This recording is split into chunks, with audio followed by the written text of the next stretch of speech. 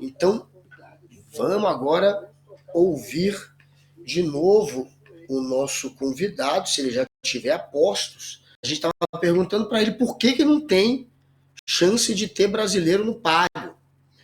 Ninguém aposta em nenhum nome do Brasil, mas também não apostavam no argentino, né? Quando ele venceu.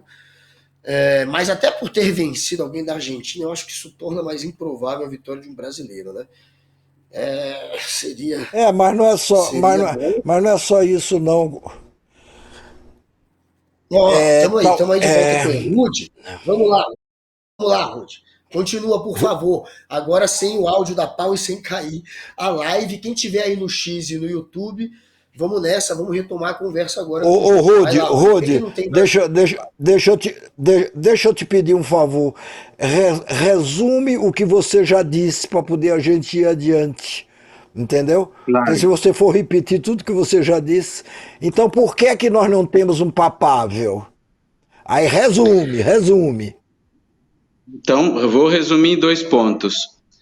Primeiro, o processo de internacionalização do cardinalato, vamos dizer assim, sobretudo alcançando o Brasil, uma coisa do início do século XX. Então, nós temos, por exemplo, cardeais negros, 1960. Então, nós temos, digamos assim, uma igreja, não que vou chamar de periférica, mas ainda não tem a proeminência hierárquica que igrejas europeias de longa data. Então, simplesmente é um processo histórico de longo prazo. Em segundo lugar, nós já tivemos pessoas de destaque, respondendo a sua pergunta inicial, como foi Dom Aloysio Loscheider, no conclave de 1978. Ele foi votado pelo Papa João Paulo I, que era Albino Luciani. E depois, no conclave João Paulo II, ele teve um papel também importante como grande eleitor. Embora alguns digam que ele era um dos candidatos, mas vaticanistas experientes mostram que sempre foi, no fim, foi uma disputa entre setores dentro do cardinalato italiano, né? O Siri de um lado, Benelli do outro, e João Paulo II despontou como essa figura carismática no meio e que pôde solucionar o conflito, vamos dizer assim, interno da Itália.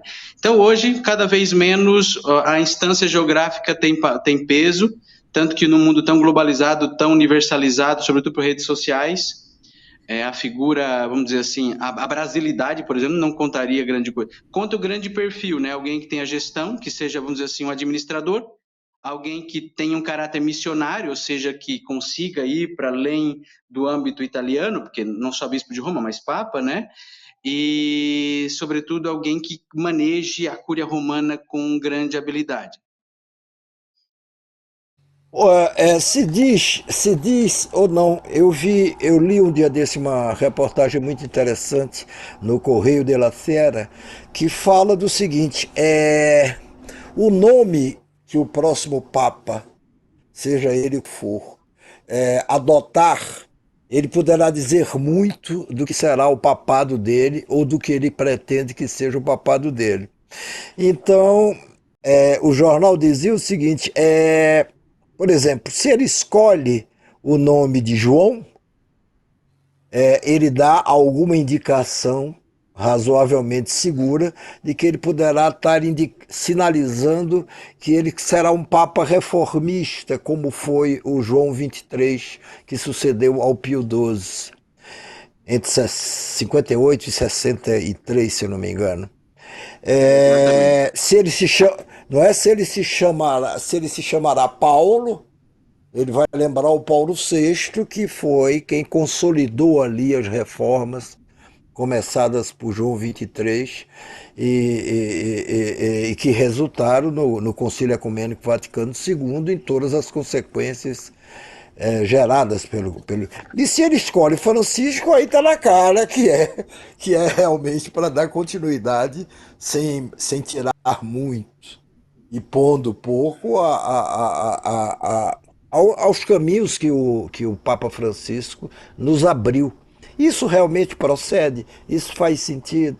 E você acha que, mesmo fazendo sentido, alguém vai adotar um desses três nomes tão marcantes, pelo menos?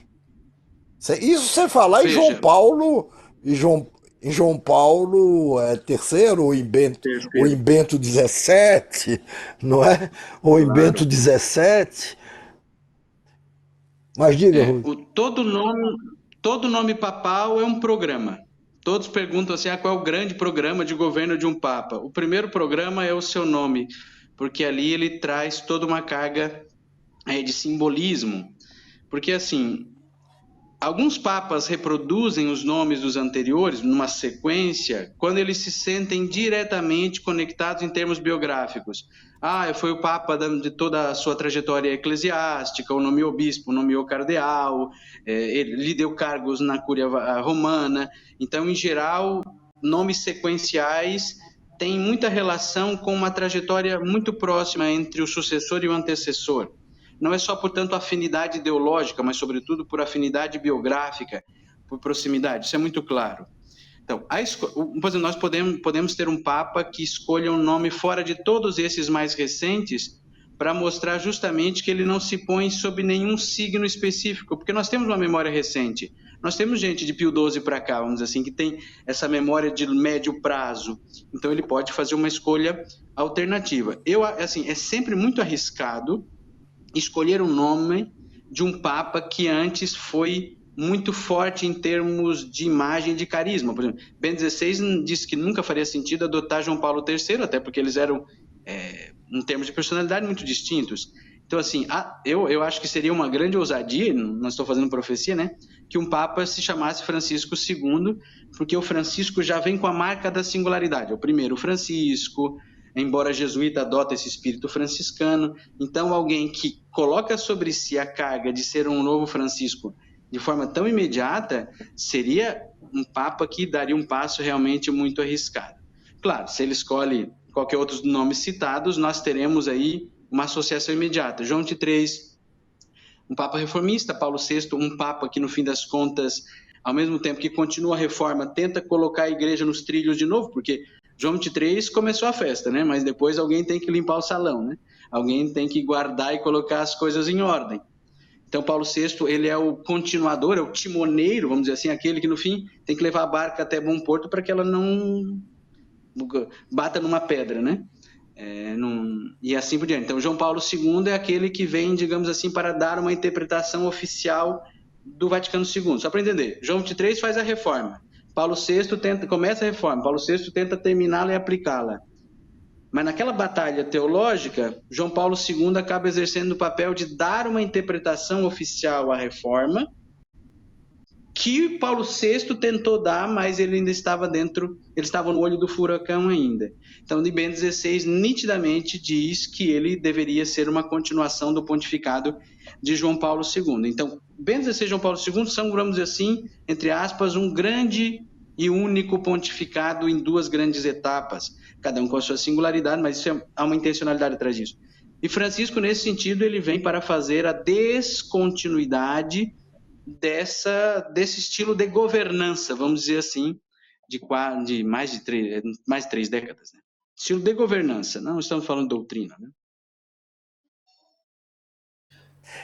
Agora, por último, porque já estamos estourando o tempo do programa, e aí uma coisa bem rápida, se alguém fizesse a faca no pescoço e dissesse, diga rapidamente 3 nomes nos quais você apostaria para Papa, quais seriam os 3 nomes? Vamos dizer assim, um mais à direita, vamos usar as categorias políticas, o Erdogan da Hungria. Um mais à esquerda, apontando para a Ásia, o Tagle. E um mais de centro, que é uma figura mais neutra, só que é um pouco desconhecida, é a figura do patriarca latino de Jerusalém, que é o Pizzaballa. Pizzaballa. Olha, muito obrigado, Rudy. Vamos voltar a conversar essa semana, quando nada, para nos retratarmos diante dos espectadores e começar a ouvir com muita atração toda a sua fala, e que, por falhas técnicas, enfim, isso prejudicou a nossa conversa. Se você concordar, a gente volta a conversar novamente essa semana. Pode ser? Obrigado, Rudy. Olha, então, claro, imagina. Muito obrigado, Rudy. Muito obrigado você. Foi um prazer, tudo de bom para você. Encerre. Um abração. É isso, gente. Teve problema técnico, teve queda de transmissão, mas a gente voltou, a gente ressurgiu como uma fênix e terminou esse programa. Amanhã voltaremos às 18 horas lá no X, lá no YouTube e no seu coração. Até amanhã, Ricardo Noblar. Dá um tchauzinho. Tchau, Guga. Até. Tchau. Até.